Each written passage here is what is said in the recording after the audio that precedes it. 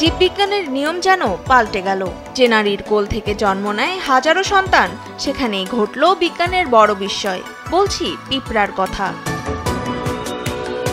ইউরোপের দক্ষিণ পশ্চিমে অবস্থিত আইবেরিয়ান দ্বীপ, সেখানেই দেখা মেলে আইবেরিয়ান হারভেস্টার প্রজাতির পিঁপড়া, যা তার অদ্ভুত প্রজননের জন্য খুলে দিয়েছে গবেষণার এক নতুন দ্বার।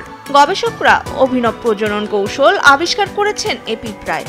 রানী পিঁপড়া এমন ডিম দিয়েছে যা থেকে জন্ম নিয়েছে দুই প্রজাতির ভিন্ন পিঁপড়ার।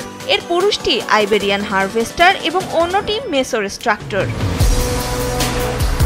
দুই প্রজাতির মিলনে জন্ম নিচ্ছে এমন ভিন্ন জাত। প্রথমে এমন ধারণা হলেও পরবর্তীতে ভুল ভাঙে গবেষকদের। ফ্রান্সের মন্টপেলিয়ারের গবেষক জোনাথন রোমিগিয়ে এবং তার সহযোগীরা 5 বছর ধরে 120টিরও বেশি উপনিবেশ, শত শত জিনোম এবং ল্যাব পরীক্ষার মাধ্যমে নিশ্চিত হয়েছেন যে এক নারীর ডিম থেকে জন্ম নিয়েছে দুই প্রজাতি, যার একটি প্রায় লোমহীন। গবেষকরা জানান রানীর ডিম ভিন্নভাবে বিকশিত হতে পারে।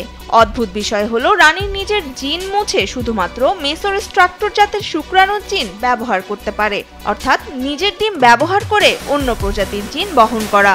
এতে পিঁপড়াগুলো রানীর বংশ ধরে রাখতে পারে। তবে বিশেষজ্ঞরা সতর্ক করেছেন, দীর্ঘমেয়াদে এমন অস্বাভাবিক কৌশল আইবেরিয়ান হারভেস্টারদের বিলুপ্তির দিকে নিয়ে যেতে পারে। অন্যান্য জাতের পিঁপড়ার মধ্যে অদ্ভুত মিলন ব্যবস্থা স্বাভাবিক হলেও আইবেরিয়ান হারভেস্টারদের কৌশল সবচেয়ে অদ্ভুত, এমনটাই বলেন ক্যালিফোর্নিয়া বিশ্ববিদ্যালয়ের গবেষক জেসিকা পার্সেল।